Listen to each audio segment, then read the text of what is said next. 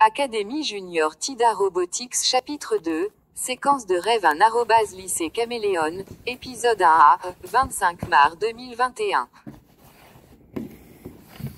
Quiconque pense que c'est une bonne idée d'aller surfer quelques minutes avant le début de l'école ne serait jamais un candidat idéal pour l'athlète de 7e année de la Tida Robotics Junior Academy pour l'année scolaire 2016-2017.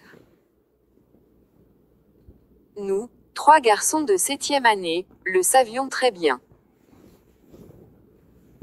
La Tida Robotics Junior Academy n'a ni encouragé ni toléré la participation de ses étudiants à des sports non organisés ou organisés.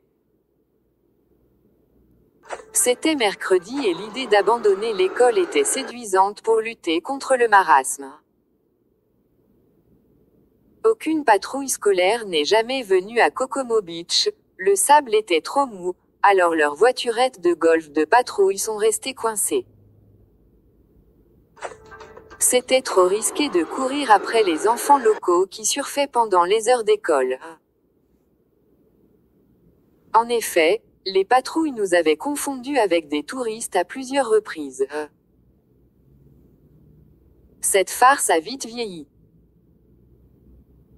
Nous étions sans aucune excuse. Il était 7h30 et nous réfléchissions sérieusement à la possibilité de surfer ou non. Nous nous sommes tenus côte à côte et avons regardé sans rien voir dans l'eau azurée et les vagues. Le ciel était bleu clair avec 85 vents.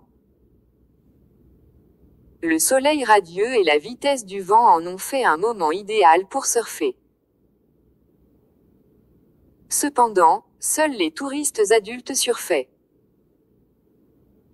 Nous savions qu'ils étaient des touristes car aucun adulte local ne surfait aussitôt le matin. De plus, leur équipement était neuf. Ils en avaient abusé avec leurs accessoires de sécurité. Que leurs planches n'étaient pas rayées et qu'ils hurlaient bruyamment d'excitation les séparaient des locaux qui surfaient. Je me tenais entre Maui et Kai. Ils mesuraient tous les deux environ 1 pouce de plus que moi. Nous étions torse nu et sans chaussures. Nos shorts étaient d'hier.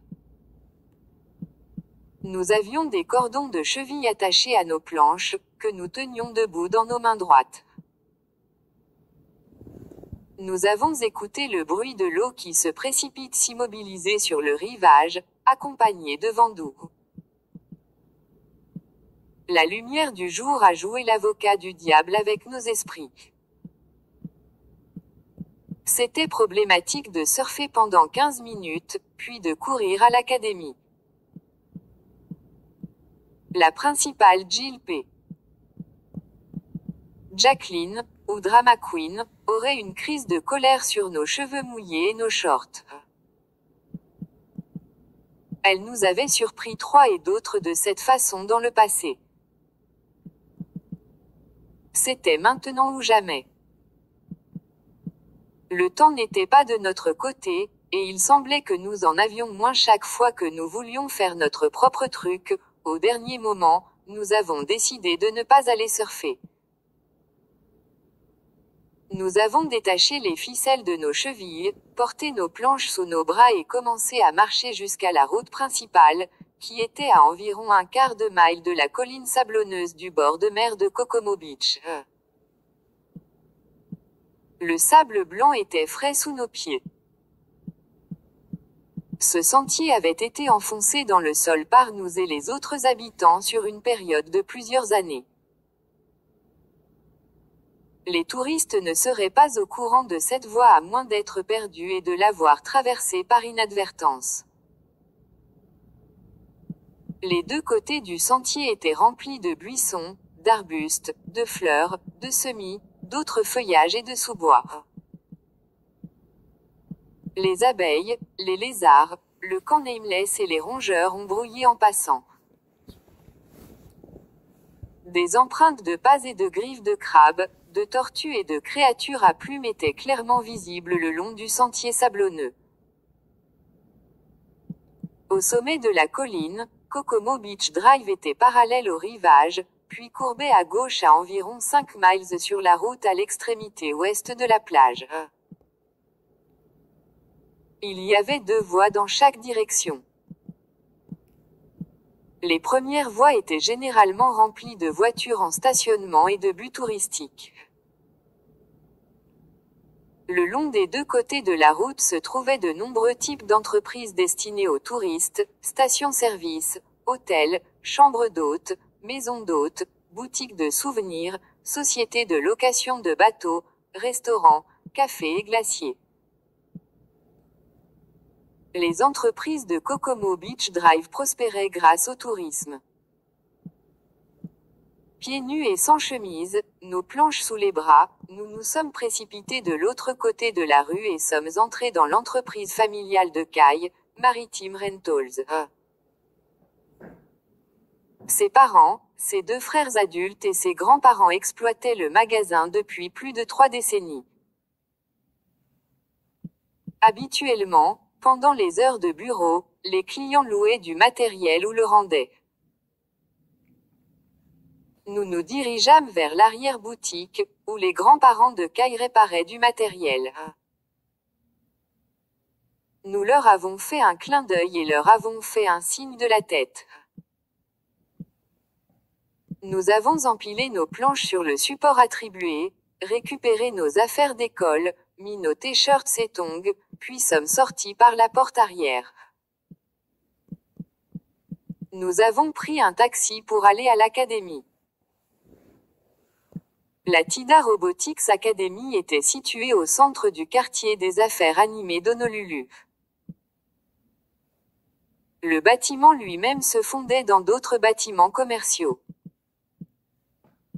Les touristes ne sauraient pas ce que c'était quand ils l'ont vu. La plupart pensaient que l'académie était simplement une autre entreprise. Sa structure était une forme cubique parfaite, 1 mile carré de largeur et 15 étages de haut. Son design avec 4 grandes fenêtres noires reliant le toit a servi de centre de divertissement avec un cinéplex, une immense piscine extérieure, quelques terrains de volley-ball avec du sable de plage authentique, des boutiques et un certain nombre de restaurants, pour n'en nommer que quelques-uns. Son rez-de-chaussée était la sortie de la rue, il y avait 5 étages en dessous et 5 étages au-dessus, plus le toit. Il y avait plusieurs procédures et protocoles qui devaient être exécutés avant qu'un étudiant ou un chercheur adulte ne soit autorisé à entrer. Une fois que vous êtes passé par l'entrée principale de la rue, Honolulu Boulevard, vous avez été accueilli par un bureau d'accueil de forme ovale qui était totalement automatisé. Monsieur Ed, le robot réceptionniste, a souhaité la bienvenue à tous ceux qui ont franchi la porte d'entrée.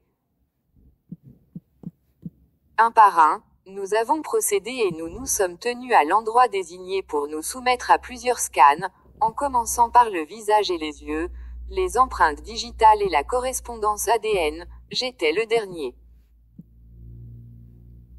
Avec découragement, je me suis plaint, monsieur Ed, c'est moi. Pas besoin de formalité. Vous me voyez tous les jours. Monsieur Ed était un automate de sécurité nommé Yorka, informatisation résiduelle intégrée et automatisée pour tous les étudiants et les chercheurs adultes de la TIDA Robotics Academy devaient le passer pour entrer. Nous, les étudiants, l'avions surnommé Monsieur Ed parce que les têtes de ces robots étaient censées ressembler à la tête d'un cheval de Troie. Il y avait 25 Yorka à tête de cheval de Troie. Nous étions à la station intermédiaire, Yorka 13. Monsieur Ed 13 a dit.